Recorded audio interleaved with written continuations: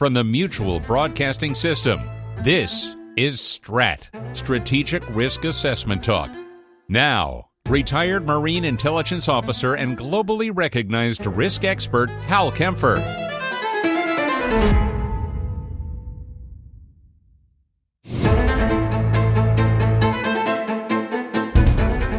Welcome to STRAT, and our Strategic Risk Assessment Talk today is going to discuss what I think has been a little bit underreported, and that has been the situation with the Russo-Ukraine war, the war in Ukraine, and what's been happening, and particularly the fact that Ukraine has been very successful stopping the much vaunted Russian spring offensive, which really hasn't materialized at all.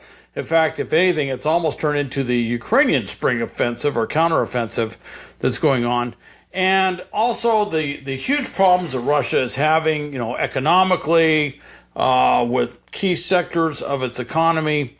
And then I'm going to kind of finish off talking a little bit about some of the nefarious things Russia's done or been doing to support Iran in targeting American bases and Americans in the war in the Middle East. So anyway, let me get started.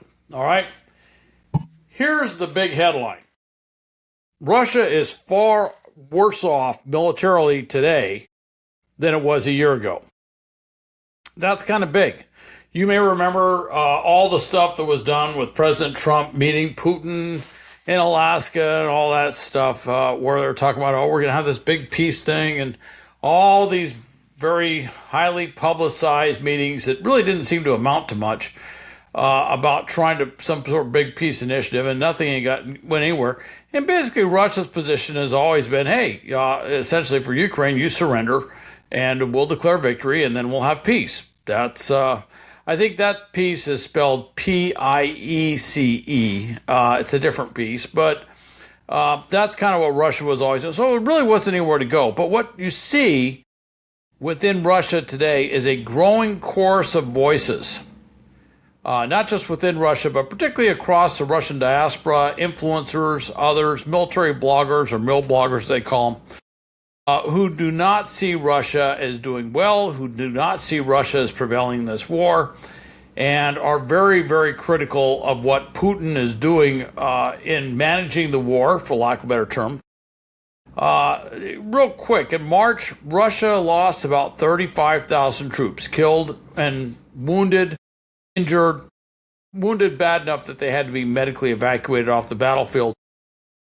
There's, and at some point, these types of monthly losses of 1,000 or more per day become unsustainable. I know it seems there's a bottomless pit of Russian troops, but at some point, and it's certainly gone on for a very long time, the mothers of Russia will weigh in and just say, look, you're not killing off my sons, my husband, my father. Well, that'd be the daughters of Russia. But anyway, that they're going to weigh in and say these things. And Russia has surpassed 1.3 million losses during the course of war. That's just a phenomenal amount of manpower that has been lost in this meat grinder campaign that they've been running. Russian recruiting actually was reportedly doing better. They were offering huge bonuses for recruitment. They were dropping all the standards, so they were getting the number of troops out there. But now more and more stories are coming out, and unfortunately a lot of this is anecdotal, but it's coming out, that they're having a very tough time recruiting right now. Even with these big bonuses, people are looking at this saying, looking more and more like a one-way ticket, and it just may not be worth it trying to do this. And that deals with overall confidence in how the war is being run or how the war is being managed. Interestingly, Kim Jong-un, the hermit kingdom of North Korea, actually built a memorial for North Korean war dead that have been suffered in fighting the war against Ukraine in Russia. Now that's interesting. Obviously, North Korea probably wouldn't want to publicize that it's losing a lot of troops, but I guess whatever it was, even within the Hermit Kingdom, they couldn't hide this too much more So now they're taking the next, they're changing tack, and they're basically saying, oh, let's honor them for their great sacrifice and everything else. So I just find that rather interesting. And by the way, whatever official troop losses that North Korea puts out there, you can bet you can multiply that by 2 or 3 and maybe get a lot closer to the reality of just how many people they have actually lost in that war. Now, while Russia and Ukraine had declared a ceasefire from May 9th to 11th, in order to commemorate the victory of Soviet forces in World War II over the Nazis, and this allows Putin to hold the famous Victory Day parade in Red Square in Moscow. There's something interesting. That parade had no tanks, no missiles, no real military equipment. All it had was troop formations marching by. And we had seen throughout the course of the year that each of these parades seemed to have a little bit less and less. I think last year there was like one lone T-34 World War II era tank that went through. None of the Armada 14s or anything, modern weaponry, and they weren't showing off their modern ballistic missiles and all this other stuff. They were showing off old World War II stuff, and in this case, they just gave up showing off any of that stuff.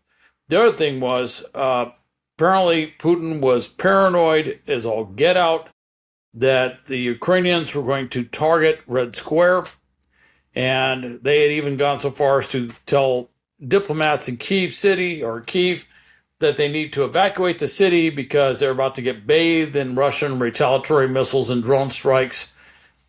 And to the diplomats' credit, none of them did, but certainly that was what Russia did. And then this ceasefire was declared, which kind of seems to be holding a bit. I'm not holding my breath on this, but seems to be kind of holding. So it's rather interesting to see that stories are abounding that, and the truth is that there haven't been a lot of public appearances involving Putin. And stories are abounding that the reason why is because he's hiding. He's staying in these underground revetments. He's got his family ensconced in one of his houses in a very secured location. He has moved air defense systems to protect his homes, to protect him, and leaving other things exposed like oil refineries and stuff, which are getting hit pretty regularly by the Ukrainians. And that he is very afraid that the Ukrainians are going to assassinate him using some sort of diabolical drone strike sort of thing. Also, he is under the belief that there are forces closer to home, maybe in the Kremlin and around him that are coalescing, that they're recognizing that his hold on power is not what it was, and that they want to, stage a coup or something to depose him. So he's reportedly very, very paranoid that all this stuff is happening around him, and that he's very afraid of what could happen in the future. And he already had a problem of what we call an information bubble, where basically the real world is not really getting to him very well. Certainly the real world of what's going on in the war, and that there were reports that he was basically being fed deliberately mischaracterized information to look like things aren't as bad in Ukraine as they are for Russian forces, and that over time, that time basically will wind some of this stuff out. You can only lie for so long. Eventually, the truth or something close to it will eventually surface, and so this has only fed his paranoia and his problem with his information bubble even more as things become more difficult with Ukraine. And he keeps doing things that are based on false information. You kind of run into the same situation that the Germans had during the last year of World War II, that everything was going against the Germans, and that Hitler was being fed all sorts of information. And at the very end, Hitler was trying to move formations of German forces on the battlefield that no longer existed. These are units, divisions, armies that had been wiped out, corps that they were no longer there.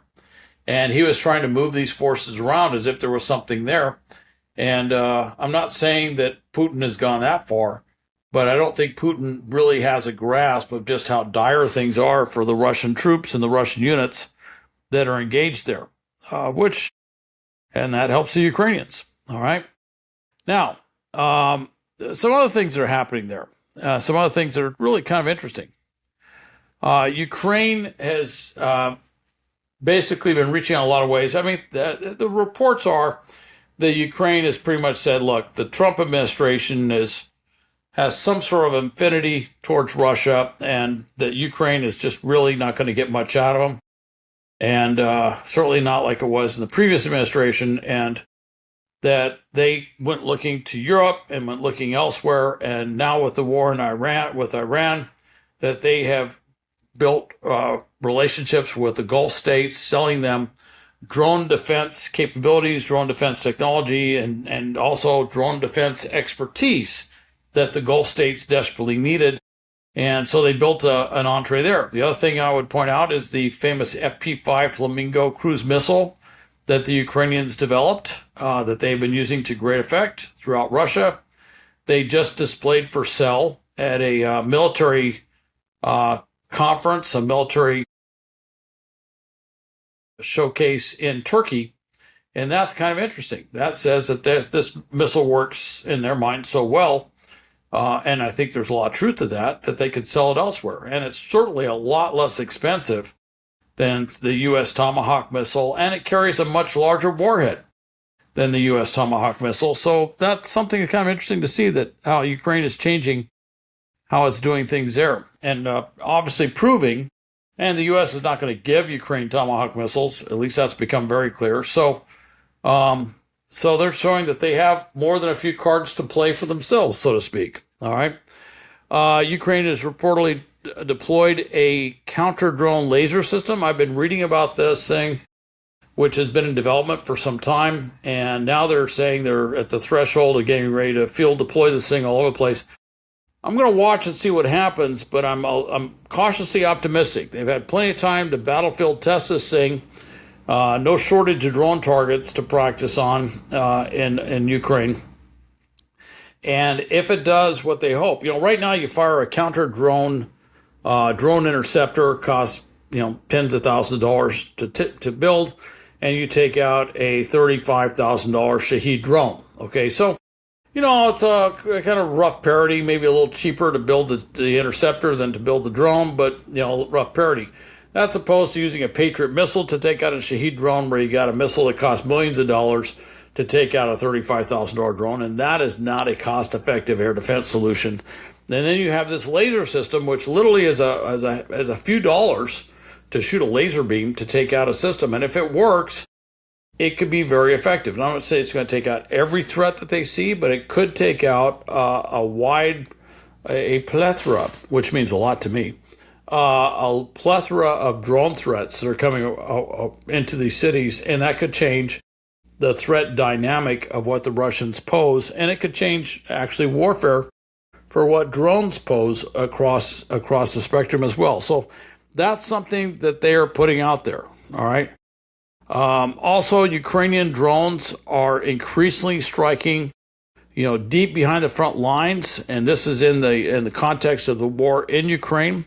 The Institute for the Study of War has been talking about how important a factor they become within the Ukrainian counteroffensive. The Ukrainians are talking about building this 15-kilometer defensive zone, which is basically controlled by drones, air, ground.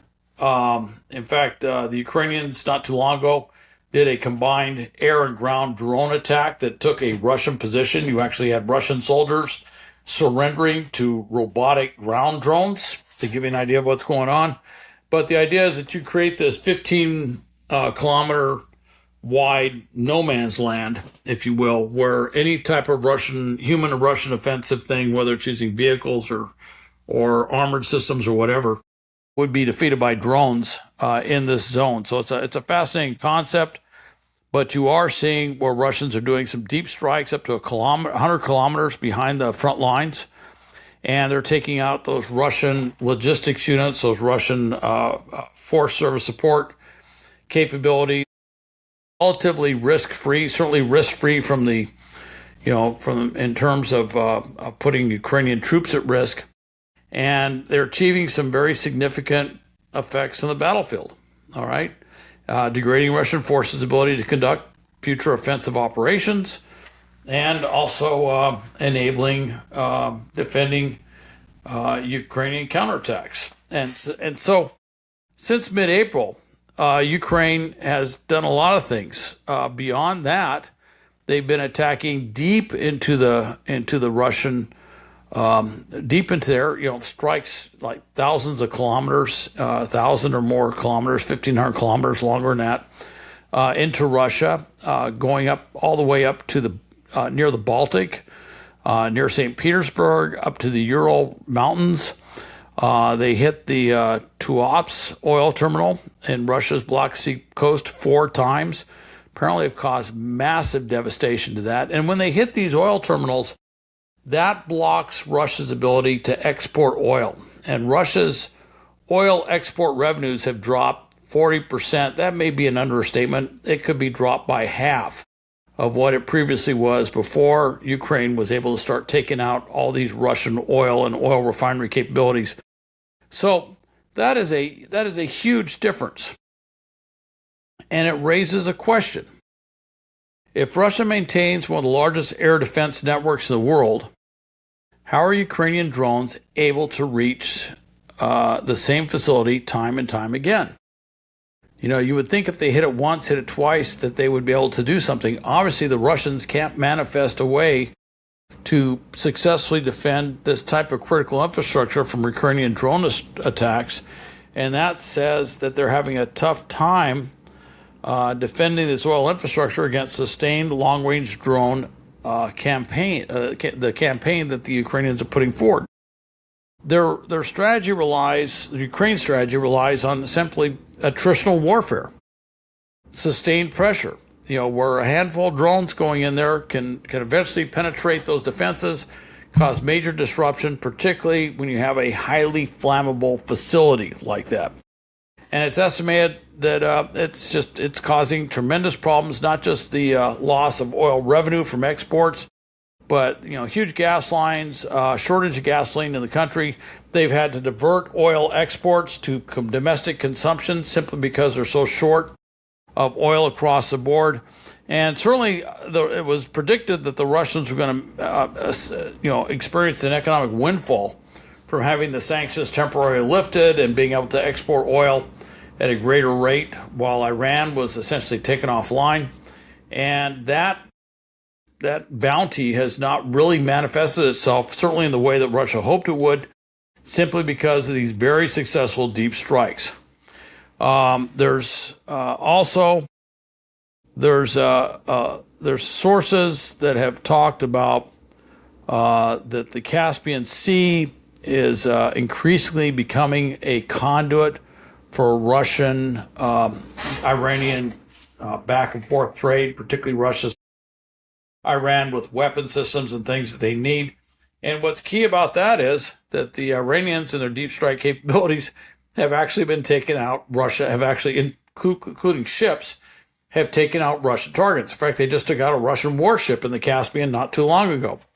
Now, there's a report out there that the Wall Street Journal had that the GRU, the Russian Military Intelligence Directorate, has a plan. It's not quite sure where it is, if it's in process or coming soon, that they want to send 5,000 first-person view FPV battlefield drones, fiber optic, and if they're fiber optic controlled, that means that electronic warfare can't jam the signal because there's no signal out there for them to jam, and that these would be used for a variety of things. Now, one of the things it mentioned was they showed a video, was apparently to the Iranians, that showed these drones, or these FPV drones, being used to counter an amphibious assault. That seems to be aimed directly at U.S. Marines, possibly doing an amphibious raid or something in the Persian Gulf or maybe one of the Strait of Hormuz Islands or something like that. So I found that kind of interesting. Also, there's reports of larger drones, fixed wing, that fly further, that would be controlled through satellite communications. So that's out there. And you may recall that earlier, weeks ago, there was reports that the Russians were providing high-grade satellite intelligence that that showing exact locations of American forces, American assets, American personnel that the Iranians are using for targeting purposes as well. So that says a lot about what the Russians are doing, working with Iran, basically to kill Americans and destroy American bases, facilities, equipment, everything else, very much there. So there is a lot going on with the war in Ukraine, and it does not bode well for the Russians. And that is the big story from this spring that has been largely underreported that I want to talk about. And also, the Russians are very actively engaged trying to help Iranians kill Americans in the Middle East. And politically, not just militarily, but politically, one wonders where that will eventually go. I don't see the body politic in the U.S. Dealing with that. Even though everything else is going on, and this is not the most reported story, just politically, I just see that as something that's going to make it very difficult to give any sort of special consideration or whatever to Russia. I just see that it's going to really harden some positions as to we've really got to support Ukraine, and that Russia has to be decisively defeated on the battlefield, because they're not just attacking Ukrainians, they're deliberately attacking Americans as we're doing things in other parts of the world. Hey, thanks for listening to STRAT. Please visit stratpodcast.com. You go to my YouTube channel at Hal Kempfer TV. You can also go to my website at www.gripsa.com. And also go to the www.infogardlosangeles.org website.